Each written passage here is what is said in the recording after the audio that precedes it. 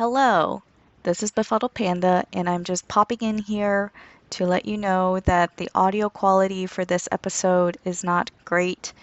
You're going to hear some weird distortion to the voices, particularly mine, for the first about 20-25 minutes of the episode. It'll get better, but then there are other places where different audio is it just sounds weird. So apologies for that. Not sure how it happened, but it is what it is. The other thing is we probably got some details wrong as we were discussing the book, and for that, we apologize. But I hope you are able to get some things out of our discussion. Thank you for listening, and hope you still are able to enjoy this episode.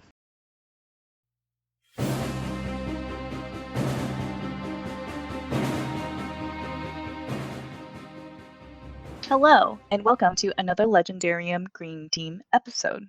I'm your host, Befuddled Panda. And here with me, we have not your average human, Kyptan. Heyo. And joining us, we have two first-time panelists. First, he's got the grinning face of Thanos. We have TheSoulution. Hey, everybody. And then we have the almost coming of age, JasnahAsABoy. Hey, thanks for having me. It's great to have new people. And this is going to be an interesting episode because today we are discussing Jade City by Fonda Lee, which is book one in the Green Bone saga. It is a very hyped and beloved book by many. So for this episode, the first portion will be spoiler free, and then we'll give a warning before we move into spoilers. I thought I would give a little bit of information about the author before we dive into our discussion.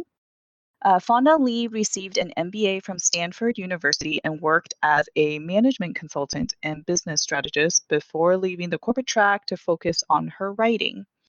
She is also an experienced martial artist with black belts in karate and kung fu. She is an award-winning author of science fiction and fantasy. Fonda is a winner of the World Fantasy Award for Jade City, as well as a three-time winner of the Aurora Award, which is a Canadian sci-fi fantasy award, and a multiple finalist for the Nebula Award, the Locus Award, and the Oregon Book Award. So she's won a lot of things. And there's no pressure in reviewing this book. We're going to be honest, and we're going to share our authentic thoughts.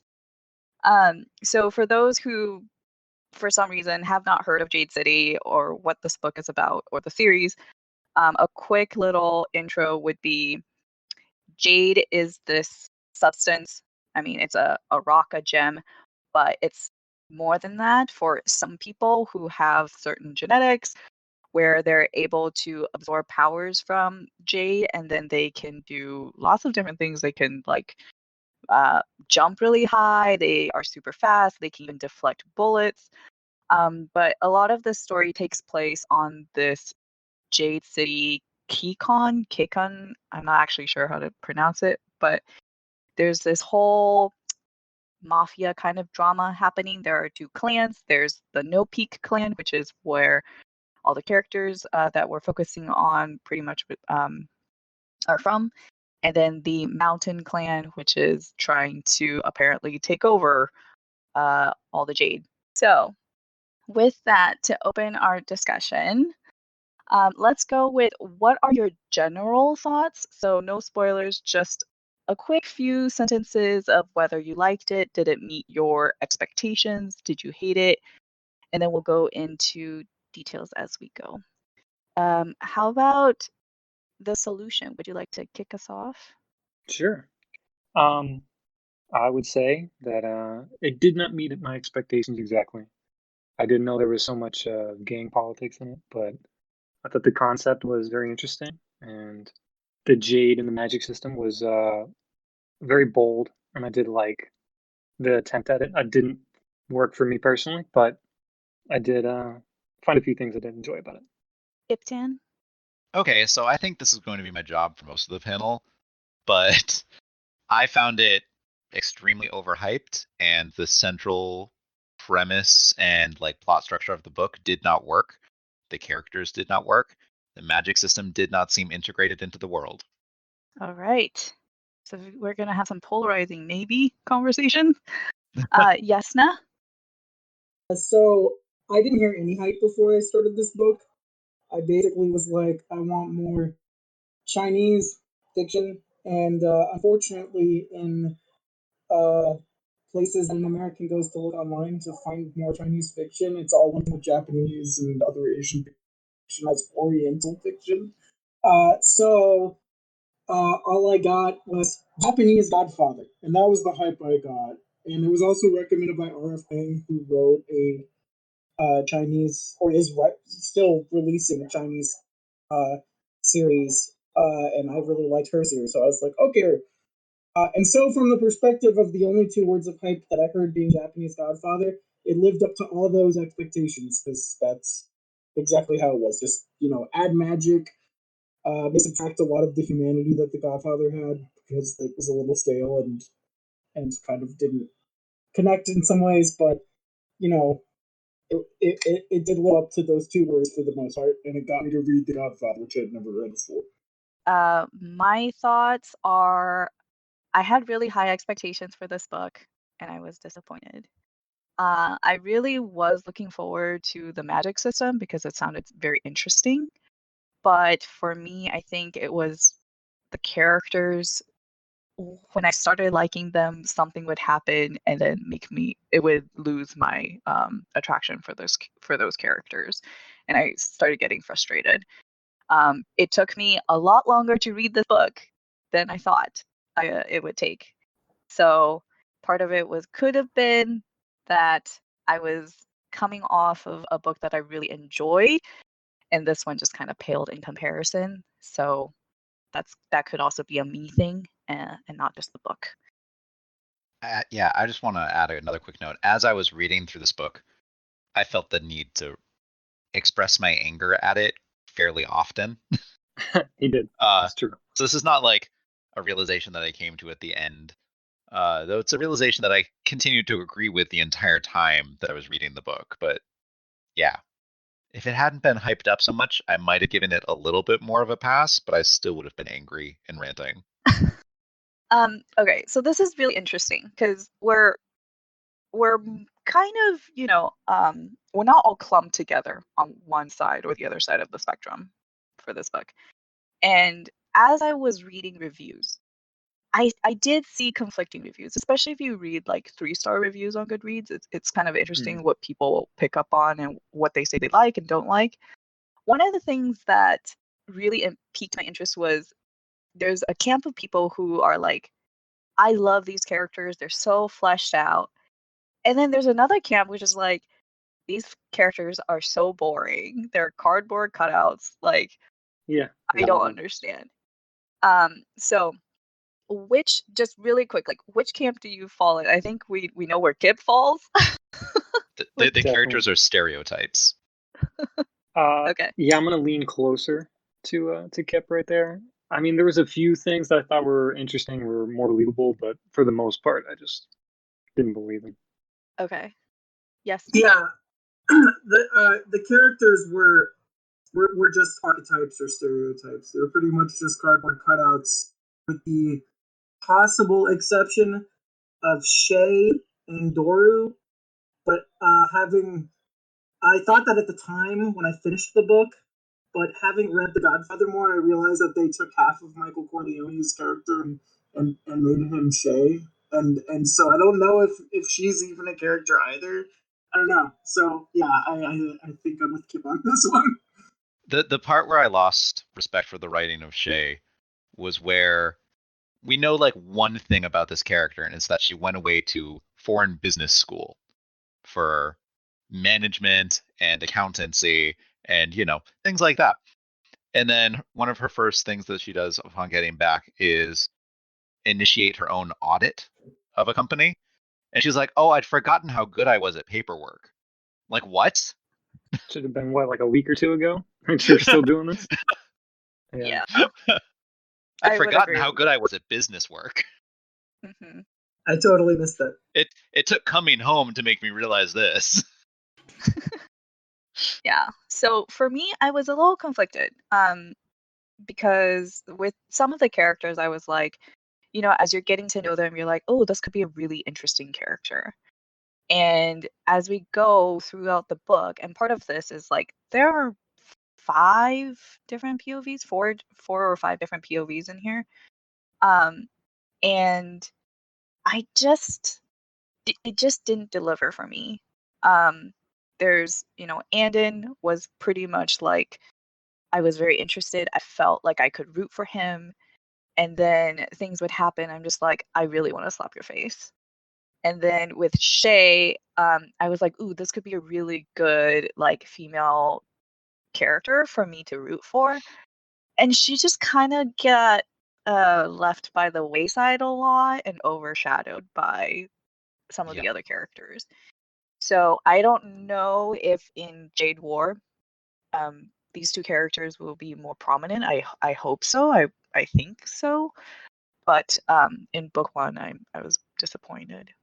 So And we kept getting like told how clever Shay was, but none of the things that we were told being like showing how clever she was actually seemed very clever at all. okay. That's So fair. maybe I think we're kind of itching to get into more details. But before we get there, really quick, how did you find the pacing of the book? Entirely broken. Okay. To me, that was one of my worst points as well. Yeah. It was pretty agonizingly slow. And I raced through a lot of it just because I haven't read much. I think if I had read Godfather before this book, I might not have been able to even finish. But since I hadn't read much gangster fiction recently, I raced through this at first, and I thought I was going to finish it off. And then the last, like, 2.5 hours took me, like, days and days and days and days to finish. Oh no. I want to ask a quick question. How long does everyone think the events of the book lasted? Wasn't it 1 year? Because Andon technically was like just beginning that year, and then they graduated at the end. So I believe it should have been about a year, maybe 9 months, like a school year. Yeah. Did it feel like 9 months? Did Did it feel like there was 9 months of events in that book? No, Not at all. Skipped a lot of things. because all of a sudden they're like, "Oh, it's been 2 weeks since this happened." I'm like, okay, why? Yeah. And a lot of times things will be like portrayed as having like pressing time urgency. And then 6 months go by. Yeah. Okay. Yeah. And this thing hasn't been resolved? Whatever. So the reason why I asked the pacing question is because, like the characters, the reviews are just all over the place. Some people are like, this is super fast paced, it's very action packed, and then other people are like, it is so slow. So slow. So it to me it's just kind of fascinating that the reviews are a bit more what's it called, polarizing. I mean, but the majority of the reviews are positive. So I did end up giving it a 3-star review for the record. Yeah, same. Okay. I'm I think actually I more landed like, at a 3 or 2.5. If 2.5 was an option on the site I used, I might have gone there, but it's not. Right. I actually gave it more like a 3.5. So Yeah, like, if I shut my brain off and I'm just like, I like this kind of a story, I could give it 4 stars. But, like, when I stop and think about any of the number of aspects, it goes down to 3. If I had been able to shut my brain off before I started reading the book, I might have had a different view. oh my god, Kip. It's just beating it with a hammer. Yeah. He's not done Maybe yet. if you had taken some sort of substance to help you with a reading experience, I don't know. I am not encouraging that, but maybe. Panda the enabler.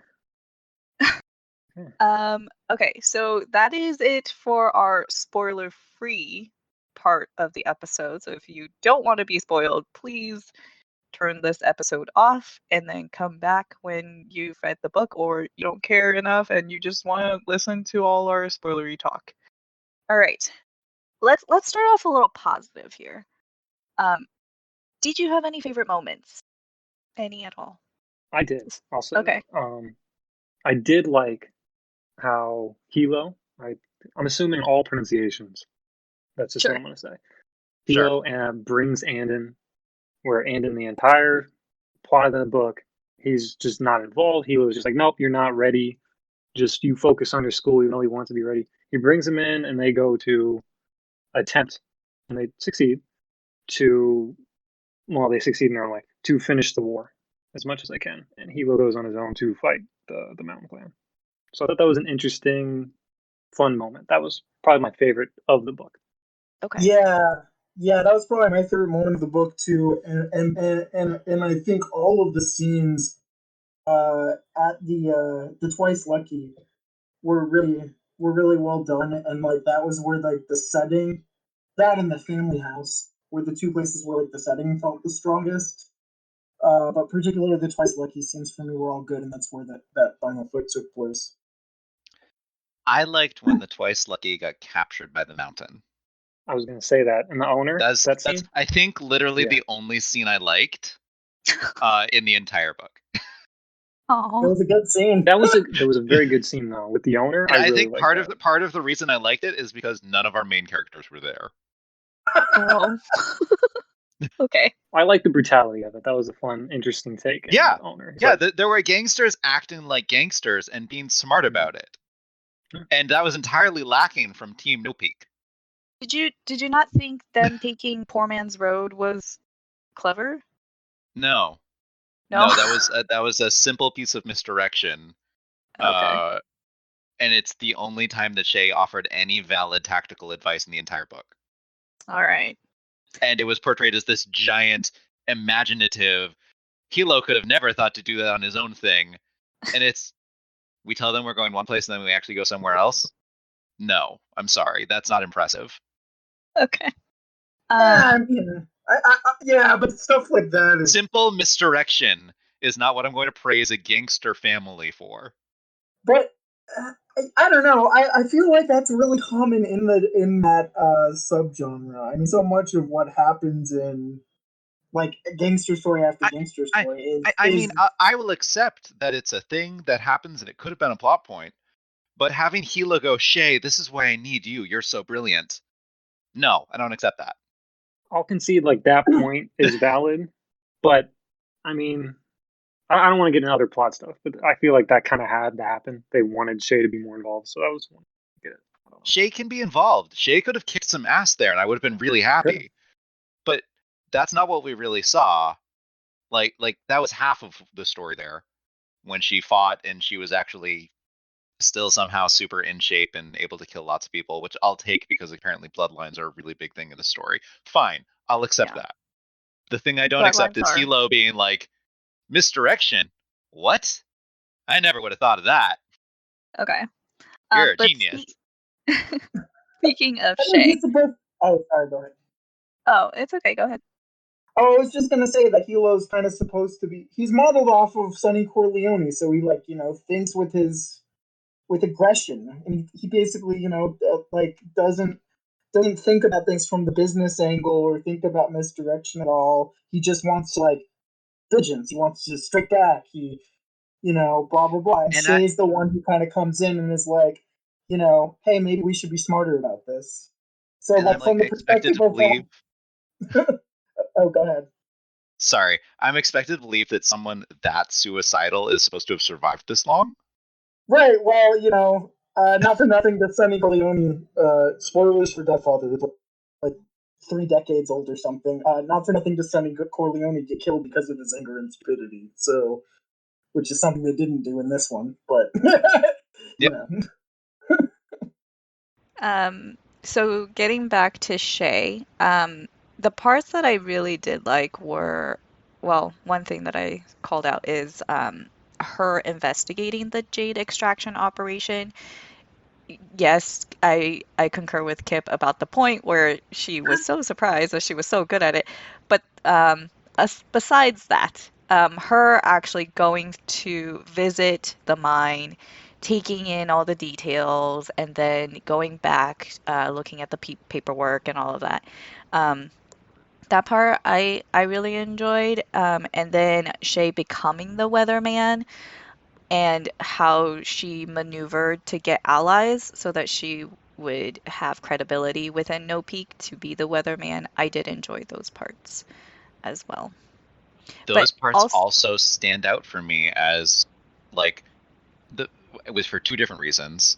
When she goes to the Jade mining operation, she discovers a 15% change in the national Jade output that somehow has been found out by no one else in the nation, allied with No Peak. Literally no one. And that's unbelievable to me. I get that Doru was a traitor and everything, but it seems like there should be a better check and balance, or at least some sort of accounting from the supposedly non-partial government to prevent that sort of thing. Well, we know that it's not very that government impartial. is either powerful, not powerful, impartial, partial. It's all over the place depending on whatever Fonda Lee needs it to be at that moment. And therefore, I find that all of Shay's negotiations with the government is really robbed of power, because I don't actually believe that the government's doing anything other than serving a plot line. Okay. Well, neither did you. And also those Weatherman's office employees that Shay gets on her side also do nothing other than serve a plot line which shows that Shay can have underlings, where Lan never seemed to be able to do much with them. Actually, so and kind of we were just told, oh, Shay, in Shay's head, we're like, oh, I'm doing this because this is really smart. No, I'm doing this because this is really smart. And I'm getting these two people on my side, and that's enough to get everything. Do you feel like a lot of things that you've seen in the book, you've already seen them before, so it wasn't novel? I've seen them before, and I've seen them done better. Okay. I've seen someone gaining the loyalty of an underling who's resistant to their rule so much better than I'm going to have a meeting with them, and in this one conversation I'm going to completely turn them around to my side. Okay. What about TheSoulution?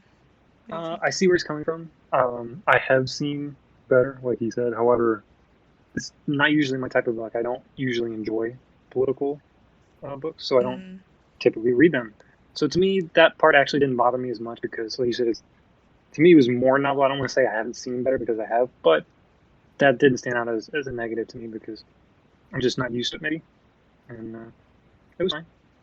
Okay. Jasnah? Yeah, I've definitely seen it done better, and there was not that much that was novel about the book, aside from oh, we're flipping it and it's in Japan now, and hey, we're gonna have a magic system. The magic system kind of reminded me a lot of a more stripped down and streamlined version of Mistborn's magic system.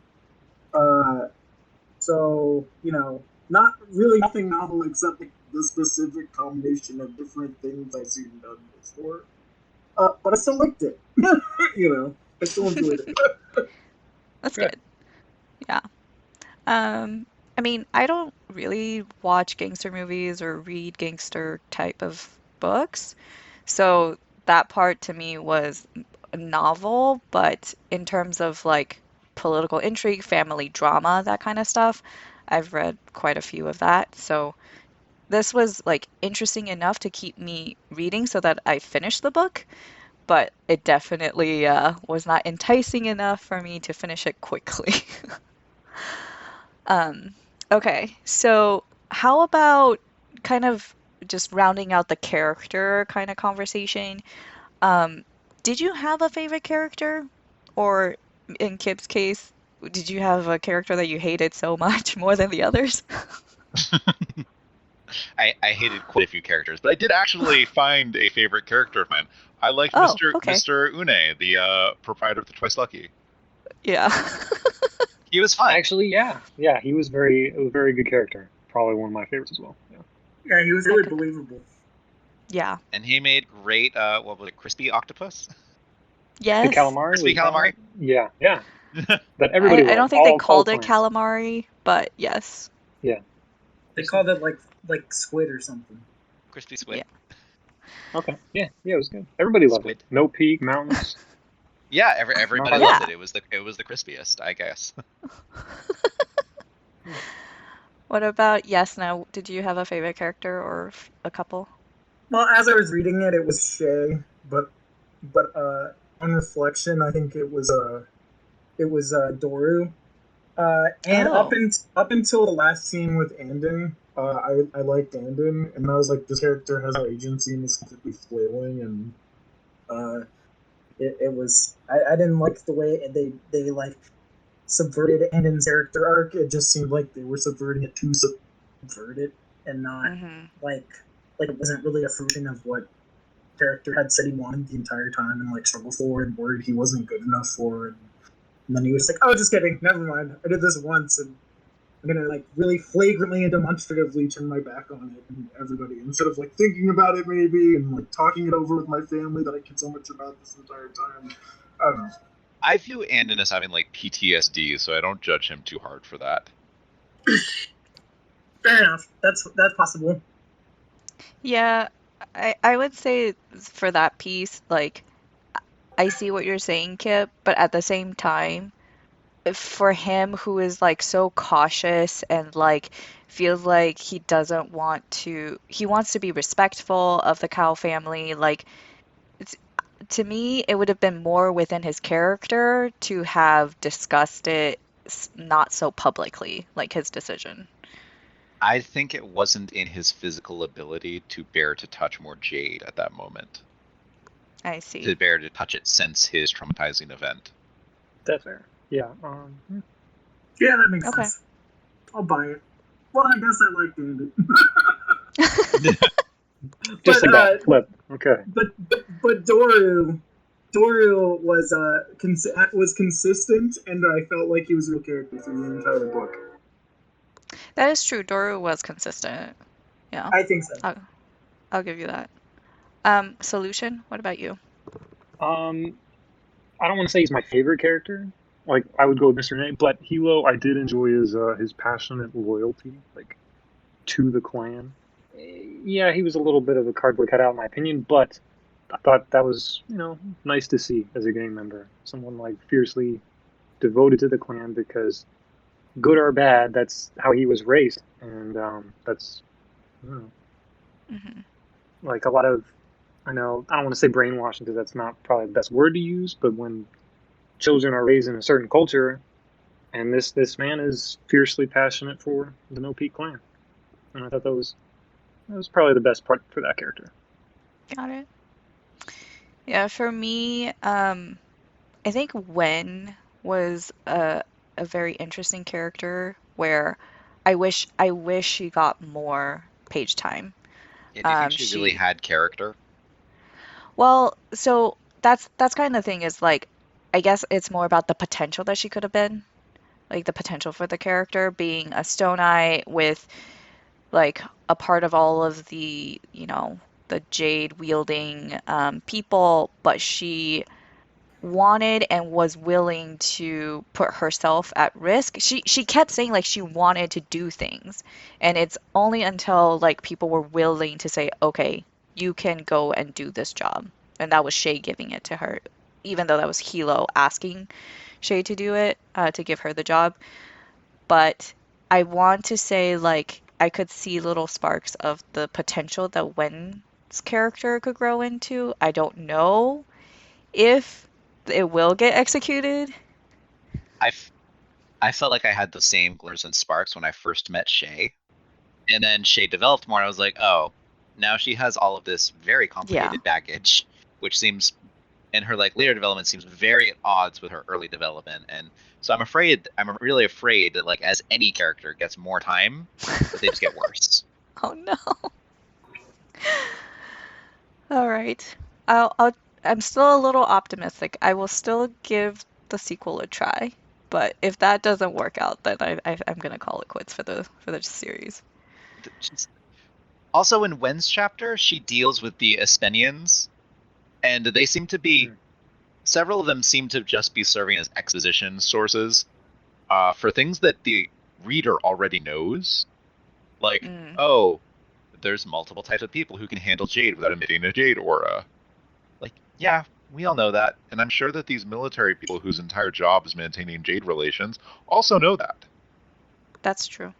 Hey, I do have a question for you Yeah. about Shay, Kip. Yeah. When you say her later development is at odds with her earlier development, do you mean like how she like kind of wants to go her own way and like not have anything to do with the family business and doesn't want to wear Jade, and then she embraces it fully after Lon dies? Is that what you're talking about, or do you mean something else? That's not really what I mean. That's more her like path than her development. Okay. Like, so what do you mean? I mean more that she wants people to not have to make a choice and to try and be civilized, and she thinks that the only way to be civilized is to give up her Jade. And then when she makes the decision that she has to put her Jade on and go fight the war, she just entirely gives up on the idea of maintaining civility while doing so. But she did She's like, now I must be a savage. But she did try to go the negotiation route. She Right. tried to use the negotiation route to like play for time. Okay.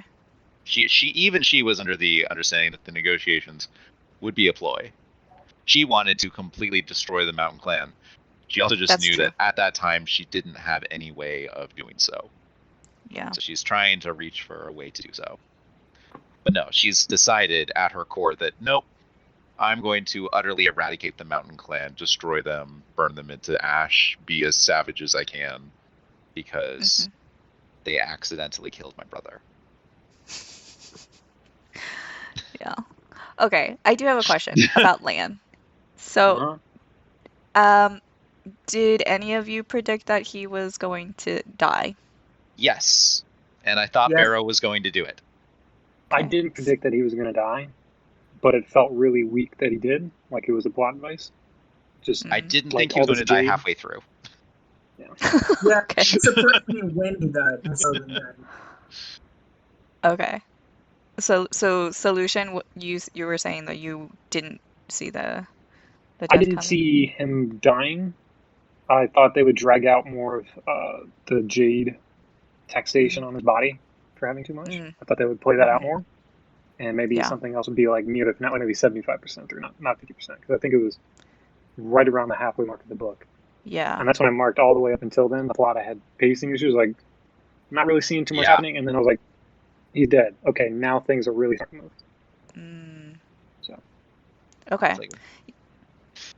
Yeah, I didn't expect the first time that we saw him injecting shine that would be a fatal overdose. Right. I mean, we were told that he had been, and it's been like 8 or 9 days. Told, yeah. But I guess that kind of, maybe that's the thing, is like we were told a lot of things, we weren't shown a lot of things, right? So, I agree. We were told a lot of things. This book was full of exposition that told a lot. Yeah. And really pretty low on actual character moments and dialogue. Like, that's not interrupted by excessive thought dumps. That actually showed things happening.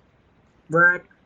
And I think that is part of why I said I think it lacks a lot of humanity of some other similar stories, because it never really breathes.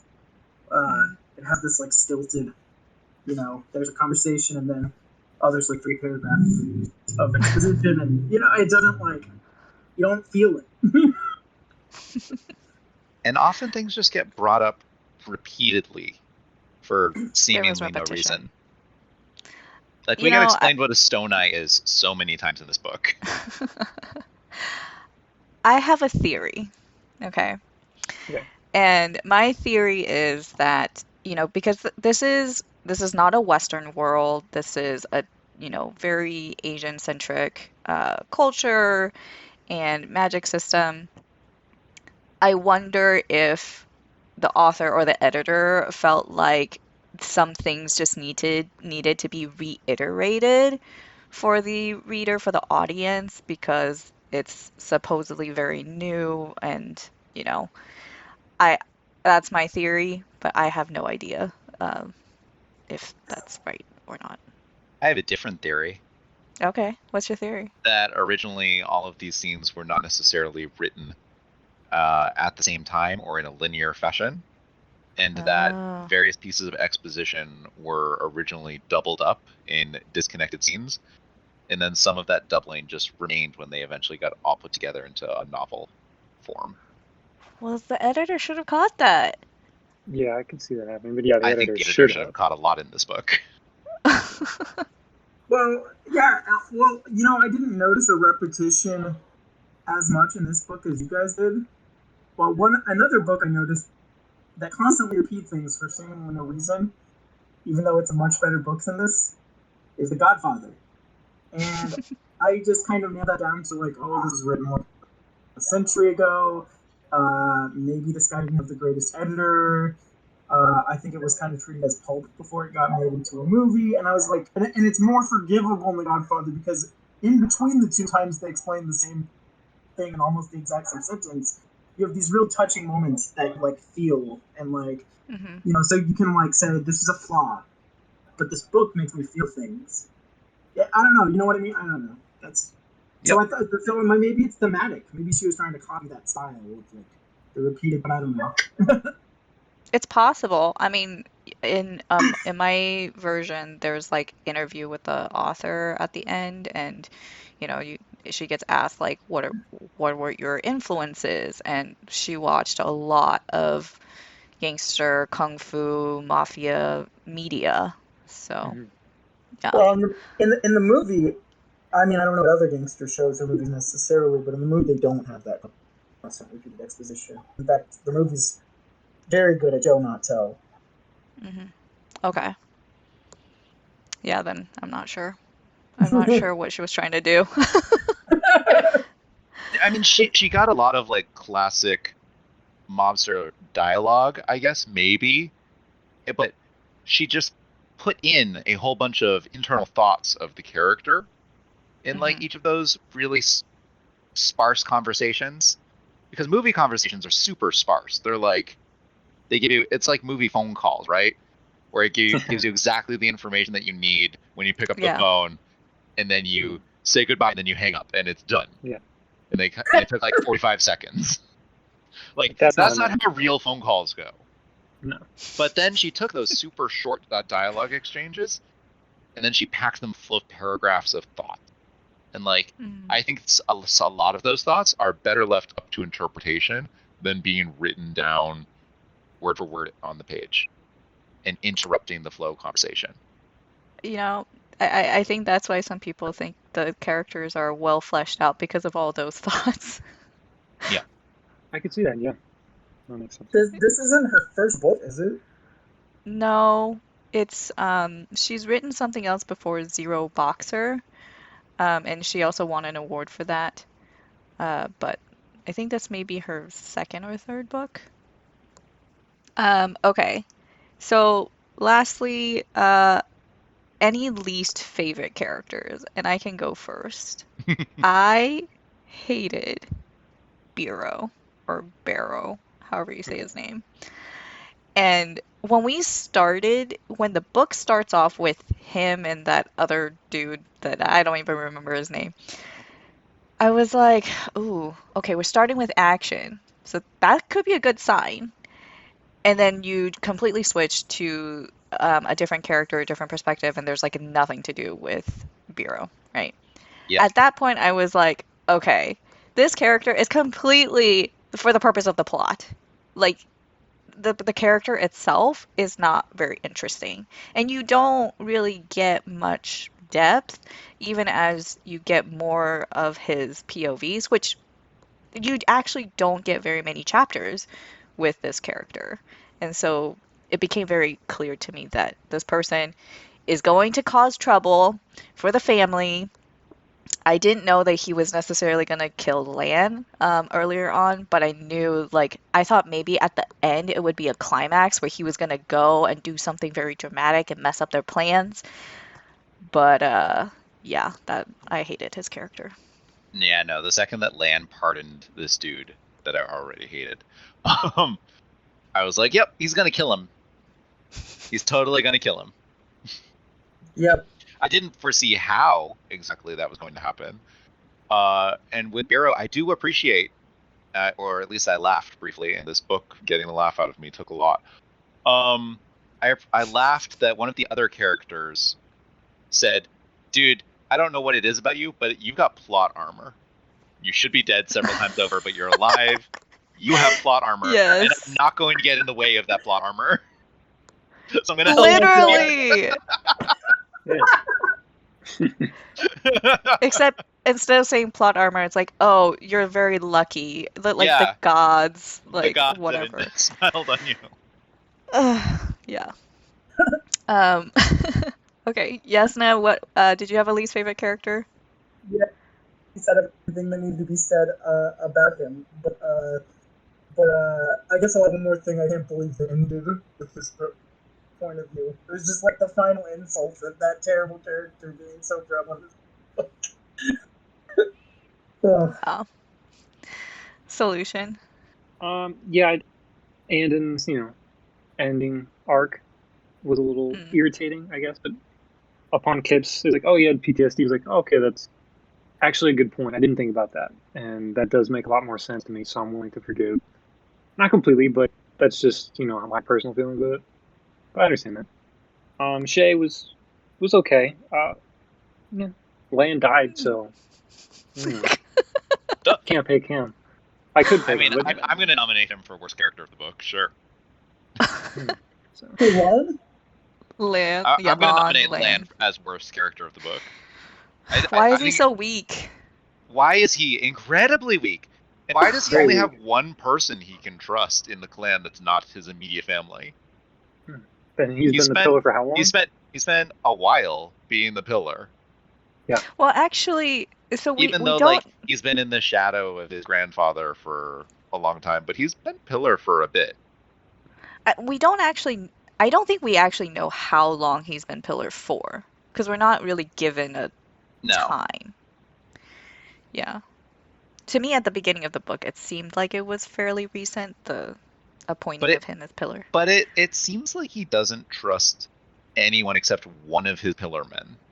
Yeah. And they're his close personal bodyguards / aides, and it seems like you're a really bad mob leader when you only have one person you can send to do something, and you have to start asking children to do things for you. It didn't seem very realistic that he didn't have even one guy escorting him the night that he got popped. Yeah. Also, Hilo seems like he has ready access to Shine when he's talking to Andon, and yet apparently he can't use any of those contacts, even though he lives in the same building as his brother, to get that to Lan. Huh. Yeah. Let's transition a bit to the magic system, because there's something about that drug that I wanted to say. There's a lot of things about that drug I want to say. Yeah, same. Okay. So, in line with what you were saying, Kip, when Lan was taking the drug, right? And when Andon was trying to tell Hilo about it, Hilo was super, super aggressive and totally shut Andon down. It was like, we don't talk about that. Nothing. You don't say that here. And then at the end, Hilo's like, la-di-la-di-la, oh yeah, we've been giving you Shine, and it's all right, it's all control. It's just completely 180. And I'm like... And it's a 180 also from earlier in the book, when he was talking about Shine in the grounds of the schoolyard, right? I think so. Yeah. So that, to me, I was like, okay, I'm sorry. I just lost a bit of respect. Well, even more respect for this whole thing. But anyway. So... Also, minor pet peeve. The number of times that a green bone could sneak up on another green bone is roughly equal to the amount of times that a green bone says they could sense another green bone from several city blocks away. Well, you get a hint of that when Lan is getting jumped. Yeah. What were you saying, Solution? When Lan is getting jumped and killed by Barrow, He could feel yeah. them from how far away. Len is like, I can feel blocks away everybody, everything in the world. And yet Yeah. I can't feel these people who have followed me that I just fought. I'm just going to walk on, not look backwards at these people that I just fought or have been running away from. I mean, at that point, was it that because something within him was broken from the fight that... I think at that point, you're no. right, At that point, no. At that point, he was still feeling perfectly fine on top of the world at the full height of his Jade, Greenbone Jade powers. He hadn't had any bad effects yet. Oh. You mean at that moment? At that moment. Yeah. Right. He does. Yeah. Very He leaves them behind, like not looking back, while feeling no side effects. But he just makes this completely illogical and stupid move. Yes, Matt, what were you saying? So about the shine thing with Andon's 180 or whatever. Actually, the reason why he flipped out on Andon, I hate to defend it because I know this book's full of holes, but the reason why he flipped out on Andon at the funeral about bringing up the shine and is because Andon was saying this as a way of like saying, "Oh, if I would have said something, maybe Lung wouldn't have died. If I, and also like then if it was possible that there was another explanation besides the mountain came out of the jungle or whatever the expression they used is out of the forest." It was another explanation besides that for why he had died. It would undermine the justification for Hilo's like attack on Mountain. Okay. They had framed it as a defensive war, and so Hilo was actually consistent on his position on Shine, which was earlier in the book established to be some people need it, and as long as you're not using it like a junkie, it's fine. And then later on, he reiterates that. So I did actually. Yeah. Okay. Except Len used it like a junkie in a whorehouse. Yeah, well, we already established Lan's the weak one, so. Yeah. But yeah, thank you. Taking a normal dose after disobeying doctor's orders. Yeah. Yeah. Thank you for pointing that out, Jasnah, because that does help with my complaint. Okay, so just kind of general discussion about the magic system. Anyone have thoughts that they want to? Sure. Okay. I feel like it wasn't very well fleshed out, but I will say that it's the first book of a series, and that's okay, I guess. And it seems really vague, especially about channeling, even though we see it happen several times in like exercise examples. So you think that would be a perfect time to give one of the exposition dumps, but nothing of the sort ever happens regarding channeling. Yeah, I was confused. And at the start of the book, I also thought that a Talon knife was like a specific magic knife thing. But then at the very end, like 96% of the way in or something, we finally get a definition of a Talon knife, and no, it's just a steel knife into shape. What? Yeah. And I think that the use of perception, which is, if it's important enough to capitalize, it should be important enough to use consistently throughout the book, and it is not done consistently in any way, shape, or form. Characters' perceptions abilities will vary wildly depending on what moment the book needs to happen. If we want to see Shay getting snuck up on by Hilo, something that should be impossible, it will happen at least twice. Okay.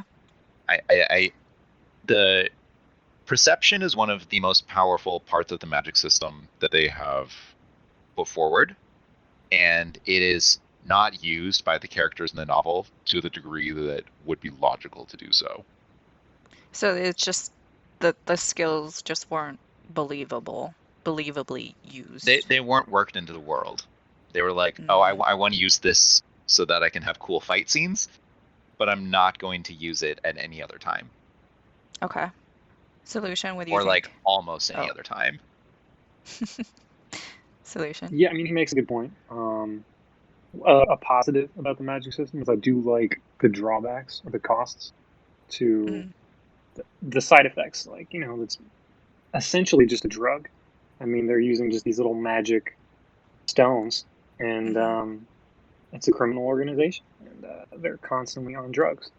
So I thought that That's was an true. interesting take, and they're perceived as always having to have more drugs on them constantly, which is a little weird, but and it just pushes Lane over the edge. And I'm surprised that doesn't happen a lot more often for how many people have access to Jade and then get Jade as like a pillar, or even was it the fist?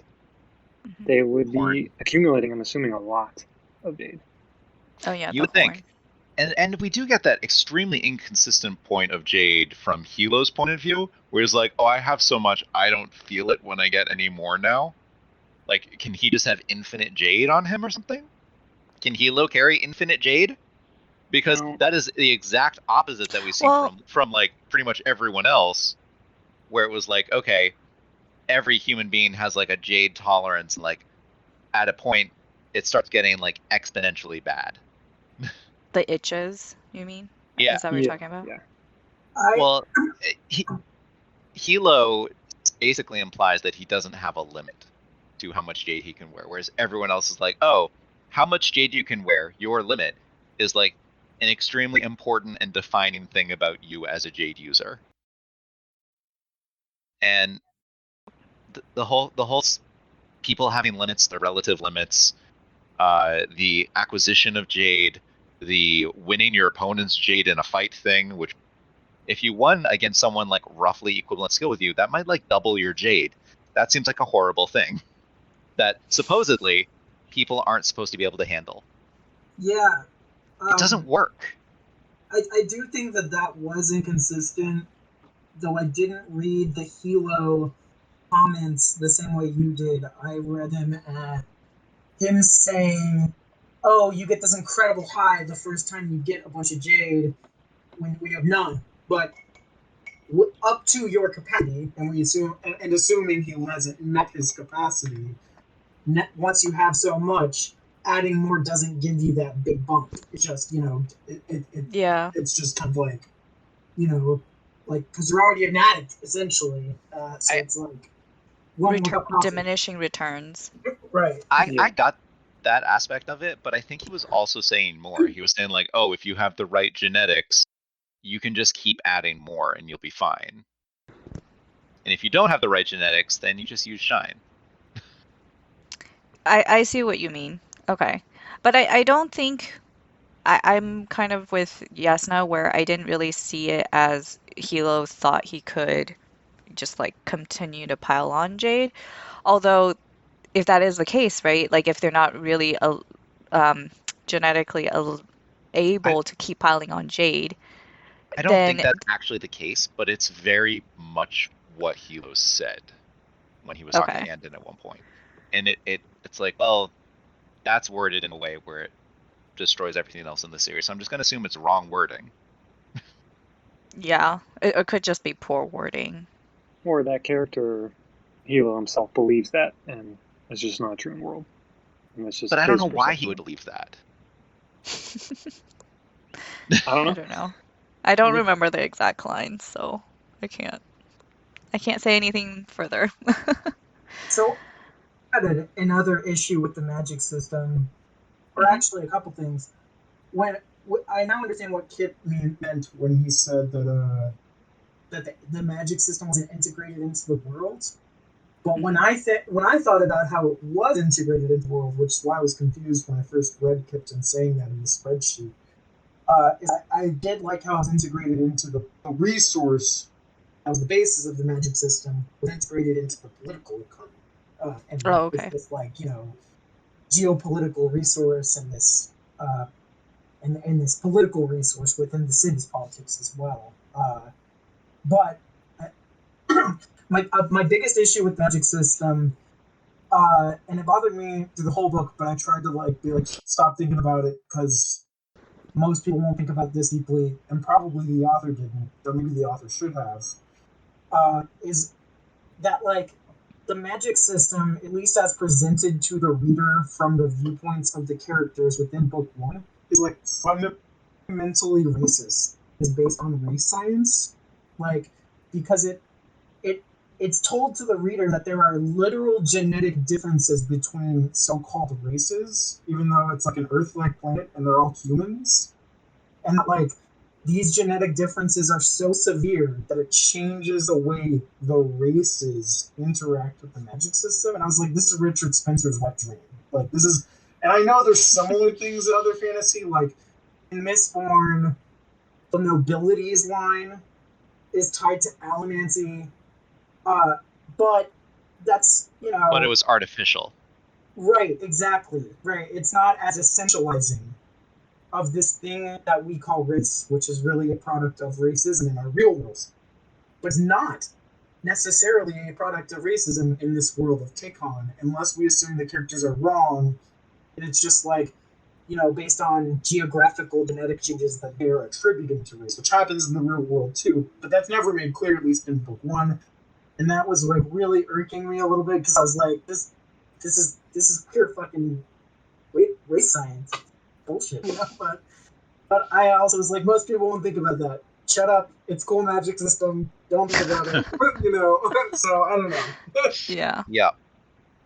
I hear what you're saying, and I think I don't know how she could have worked around that, or like not make that the case or seem like it, because the whole world was hinged on like this jade is only available, or at least this quality of jade is only available at this geographic location.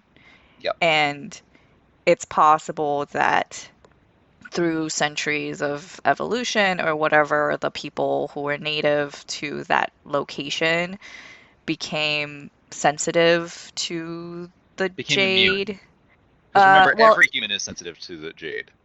It's only the so people I of thought it was Takon the that are partially opposite. immune. No, because Right, that's only why the like the Stone Eyes, Espenians and the Yucatans, they all want jade, but they all have to take shine to deal with it. because they're too Oh, sensitive. So I every person on the world is jade sensitive, except for some people in Jade City.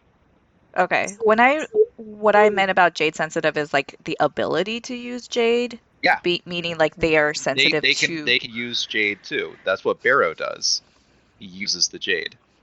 Right. And they use it instinctually, but usually you would burn out and get the itches like way too fast to be an actual warrior who could like make it a reliable thing. Yeah, I guess we're kind of saying using the same terms but have different meaning. But they use sensitivity in the book, and they say like Espenians are too sensitive. That is the term they use. Got it. I don't remember, but sure. The Cacanese. And Andon is like, I'm too sensitive. As far as I understood it from the book, and I could be wrong, but the Stone Eyes are actually the indigenous population who were in the geographic region. That's they made the it sound Abuke are, which are separate from the Stone Eyes. Yeah, because the Kekanese was also Stone Eye Wen was, right?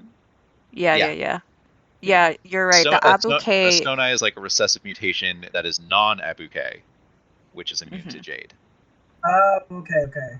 Yeah, the Abuke. I think you're right. Yes, no, the Abuke were the natives, and they were completely immune. Yes. So they could handle it. And then the Cacanese were there for centuries. Aren't Aboriginal, right? The Kikanese came in and partially bred with the Abuke to like get parts of that immunity. Not enough to be immune, but not still enough sensitivity to use it. So they tried to find like the happy medium. Mm-hmm. Does that mean that was explained? Yeah. Does that mean if the Abuke took shine, they still wouldn't be able to? They still wouldn't be able to use jade. Right. Huh. Okay. Maybe so. Okay. All right. Any other thoughts about the magic system? Other than wanting to see more of it? Yeah. Not really. I did wish I see what you were saying about like, the channeling, the perception, and how it just didn't seem very second nature. It was very much like tacked on. Yeah. because perception should have been something that they were all using just at At roughly all all times. times. Yeah. Yeah. Because it is pretty like clear that you can't turn Jade off as long as it's on your skin. Sure, you can like maybe choose not to activate one of the powers, but you can't turn the Jade off entirely. Right. And you also can't turn off the perception that comes with having Jade on you. That was also made clear. Although I think you can explicitly try and enhance heighten it. You can enhance it, yeah. but there's like a base level of enhancement that just always happens as long as you have Jade on you. And when you don't have Jade on you, you feel like muggy and blind and like you can't hear. All your senses have been dampened because you're just used to the heightened senses of Jade. And I really do feel like that was ignored for comedy at times. And when not even comedy, just I don't know. I don't know what you call it when the author wants to have like a brother sneak up behind his sister and do nothing with that scene. I don't know what you call that. Pointless. But when the magic system's integration into the world is ignored for pointless reasons, I lose respect for the magic system. That's the Okay. Oh, Kip, I know why you thought Talon knives were magical. It's because a lot of them are inlaid with jade. Yes. So if you are a jade warrior and you have them, they can be magical for you when you're holding. Which makes no sense as well, but you shouldn't put jade on a knife that is separable from your body under the best of circumstances and give your opponent some of your jade if they manage to disarm you. No, that makes no sense. But it's cool. Yeah, see? It's cool. So we give them a little bit. I'll give her a little bit for that. It was cool. Yep. I realized that a lot of the Talon knives had jade in them, but I thought that was going to be able to use to like give them, I don't know, some sort of magical ability, and it didn't. Other than just the power of jade, yeah. Other than just the normal power of jade, which they could have worn as an earring if they wanted, it would have given them the same power on their knife. Like Hilo, he had studs all over his body because he didn't want to be separated from it. Yep. Yeah. Which, by the way, the fan art though for this world is really cool. Like if you haven't looked at fan art for this. I mean, I have respect for fan artists. I just wish I did for the book. One thing I will say about the jade. So,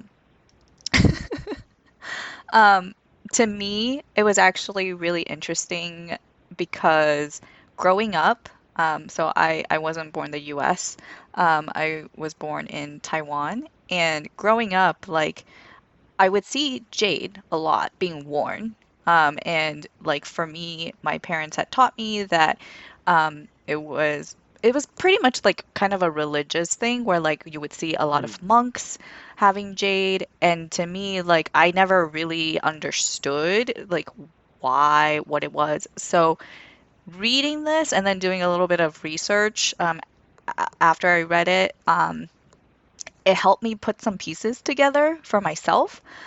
So some of the things that to me was more interesting was the temple where Shay goes and then she sees like these monks where they were like putting their hands on this jade and they were like meditating and all of that.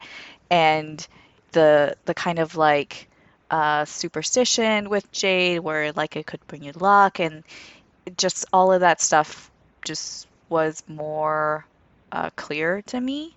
And I appreciated that part of the world, how Fonda Lee crafted it. But at the same time, it was like it wasn't as uh, astounding or like mind blowing to me since I'm like, oh, she's drawing from something that is real, like these kinds of beliefs about jade that certain cultures already have. So yeah. I mean, it did remind me of like crystal magic. Yeah.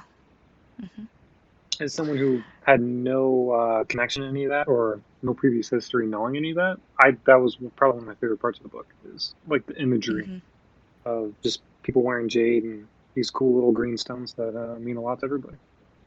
I really did like the imagery of the temple. Though I found it very interesting how these monks with supposedly not as good genetics as the two clans could handle more jade than Shay could. It's all in the mind. It's all in the mind. Yeah, apparently it's all in the mind. Well, And all these gangsters actually- just need to wisen up. No, they Yeah. do establish that some of the graduates can go into the church and become clergy, which is essentially monks. So They they're do. from the clan. They're just not gangsters. They're from the different Jade clans within K-pop. As far as I'm aware. I thought they were. But they're they not from the weren't. premier clan. They're not from the Oh. premier What does that mean? clans. What does that mean? They're not from the ruling houses of the Mountain or No Peak clans. There were minor clans. There were a Yes. bunch Right, of that we don't minor much- clans. So wait, was the academy that? I thought the academy that ended. The academy- that was all. It was. Yep. It was all for no. It wasn't. It wasn't all for No Peak, but it was like 85% for No Peak or something like that. So some of the students that chose to go with the church then probably came from No Peak, right? From No They Peak, weren't yeah, but not from from the the- ruling house though, which supposedly Right. has Okay. the best jade tolerance. Oh, okay. Gotcha. Yeah. Okay, so we have been at this for I think over an hour now. So let's go with. Okay, I see this question and I'll just read it. What was your biggest plot hole? Did we already cover these, or is there I anything mean, new? I don't feel I went super deep in on it, but the whole confluence of events that led to Lan dying, which Mhm. clearly this author wanted to happen, each step was so unlikely that it was almost comical. Hmm. And each step was so stupid on Lan's part I did laugh that it made in between me each step. hate him Yeah. so much. I also did laugh. I shook my head. I laughed in between the pages, like, "Oh, okay," and then I just kept going. I It wanted was to. just, I was like, why is this happening? I was asking, why is Lan doing this stupid thing of wearing too much jade? Why is he going through this convoluted thing? Oh, here's why. Because it was supposed to kill him. Yeah, because like he was all alone. He could have not worn all that jade, you know. He could have Right. not worn all that jade. Mhm. He could have taken a half dose of shine. He could have followed his doctor's orders and taken consistent regular doses of shine.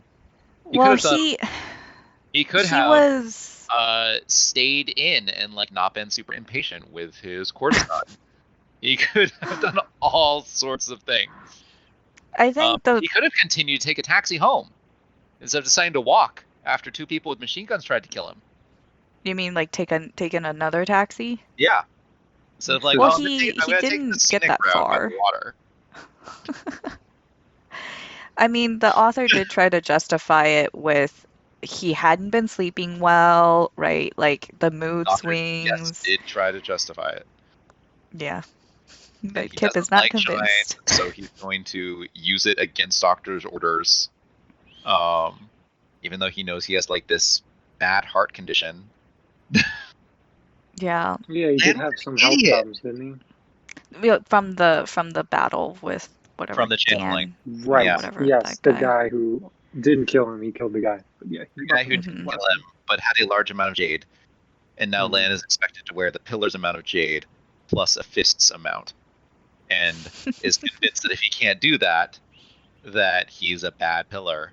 Whereas, like, we see a horn kill a dude, and he just divides up the dude's jade to, like, his underlings. Mhm. Right. He doesn't put it all on. Yeah. Yeah. Because Except he on the mountain, it's probably not at his even. max. And it should be a very understandable thing for someone at their maximum jade capacity to pass on more jade. For them to not Right. use it personally. That should be a super normal thing to happen in this world. But it's Mhm. Lan's like, no. Okay. Other plot holes, or we're good? I had a question about the scope. Okay. When they graduated, and Andon was graduating with his class, and they're saying kids dropped out. I think it was, I don't know, like 150 kids, I think, were graduating just in the No Peak Land for 1 year. That seemed roughly accurate, yeah. Yeah, I it's like didn't- 150 to 200. Right, I didn't know that it was that big. I guess the scope of the novel just felt smaller to me. Yeah. And I This thought, all class right, for size is 150 definitely kids. smaller than that. Yeah. Yeah. So Yeah, I no, thought it was like, oh, maybe 20 kids. It was 150. So right. When like Hilo would say, "Oh, we just need to wait until spring." I think it was spring when they graduated, and then we're gonna Mhm. have so many new fingers and I was like 20, That's 25? what I thought. Right, yeah, like you shouldn't wait that long. You're losing a lot of people. Yeah. So Turns out it's like, 100 and some odd. I was like, okay, you definitely don't get that reading any of Andon's You definitely don't. perspective about the school. And it would have made it a Hilo thinking that made way more sense if you knew that ahead of time. Though I really wonder, Yeah. like, how powerful can these kids be as fresh graduates from college? Come on. Some of them couldn't I do don't two know. things at once. Like, at the start of this book. I think they're there to Right. feed Jade to the other fists and fingers. Like for 150 kids, they all get their own amount of stones, or Jades. Sorry, they're Jade little Because chips, remember, and some they of those, go like, out. final year people couldn't punch through rock because they couldn't be strong and steel at the same time. Well, that was at the beginning That's the of the beginning of their training. 8th year. That's Yep. true. Kip, you're making me think too hard about this. But it's cool though. I will say, like a It lot is of it cool. is cool. The technology felt like it was like 1970s, like maybe 1980s. I wasn't Yeah. sure which decade she was going for, but that was actually kind of cool. I did like that. hmm Um, Oh, go ahead. well, it Yes, wasn't exactly a plot hole, but I just feel like the plot was patchy, and so all of the weak points in the plot, she was just like, "Here's where Barrow goes," to make the plot happen the way we need it to happen, and hmm that seemed like all it was there for. Like the moment Kip just like tore to shreds, Barrow was the final ingredient that made that go exactly the way it did without him along with it, and it just kind hmm of that was how Barrow was used, was to just like plug up the plot, and it was Yep. Agreed. Yeah. So given all the criticisms of this book, and the world and everything, I am actually excited to see the show when that becomes available because, like Solution said and Yasna said, there are some really cool things, and it Yep. would be really cool to see that portrayed. And as I was reading it, I felt like, okay, if this were, kind of like a show like The Arrow, right? The Green Arrow Hmm. I mean, if you show. cut out all those thought bubbles, it would probably be a lot more appealing to me. Yeah, like I would totally watch this as a show. I don't know if I would watch I like would watch it. 3, 4 Yeah. seasons of it, but yeah. I would not watch Arrow because it didn't look interesting. Oh, I enjoyed the first like 2, 3 seasons that I watched, but then I fell And off. it even has cute boys on it, and I was like, no. Watch the show comes out and they do like lazy voiceover narration, so they have all the thought bubbles. Every Oh. grandkid's nice. Yeah. No, I would All watch the show. right. Okay. So, if you could recommend to our listeners, thank you for bearing with us if you made it this far. If you could recommend other Asian inspired or gangster like either sci-fi or fantasy reads, what would you recommend and a little bit of why? How about Solution? Do you want to go first? I don't actually know any. This is Okay. actually my real first gangster uh, fantasy, I would say, or at least in the modern setting. So, if you guys Okay. have any, let me know. Yasna? For gangster fantasy, the absolute best that I've read so far is The Priest of Bones and its sequel by Peter McLean.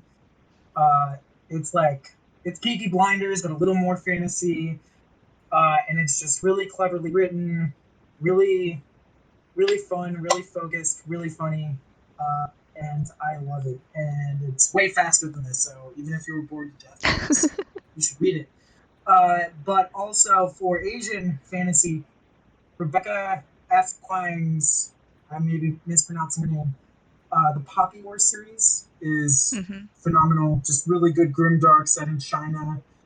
The politics are 20th century Chinese politics, but it's a medieval setting, and the magic system is based on drug use, and it's much more cleverly done than drug abuse elements of this magic system. Nice. Kip? Let's see.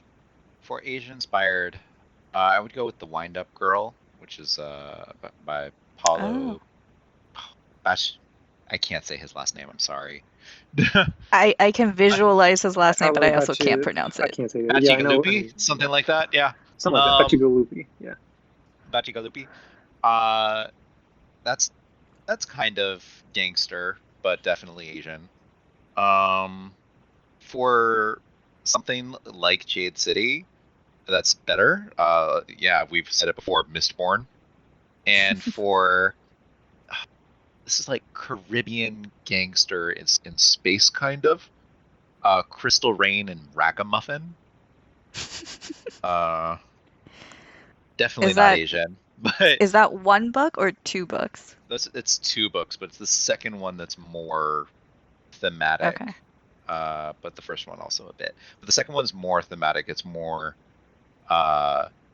it's a mix of like some fairly hard-edged sci-fi, but also a lot of the action takes place in places with lower levels of technology. Okay. So it's a fun mixture of those two. Nice. I got no recommendations. I'm drawing a blank, so I'm just gonna skip me. Okay. Any last thoughts before we sign off? For politics and clans, I guess the Merchant Princes series by Charles Stross might also qualify. Lighter medic, but much more integrated. Is this Charles Stross recommendation very adult? This one is not. No. Okay. All right. Just checking. But it definitely has drug smugglers as one of the main political parties, which is fun. Nice. All right. So that is our discussion for Jade City by Fonda Lee. Thank you all so much for listening. If you would like to argue, disagree with us vehemently about anything we said, or agree with us, that's fine too. Check us out on Reddit or Discord. Personally, I'm only on Discord, but we also have the link to the Discord on Reddit at r/thelegendarium. If you would like to join us in these podcast episodes, then become a patron of the Legendarium podcast. And I want to say thank you to our panelists, especially our first-time panelist, TheSoulution, and JasnahAsABoy, and also our Kyptan, the wonderful moderator of our Discord. I'm BefuddledPanda, and until next time, bye! Bye! Bye.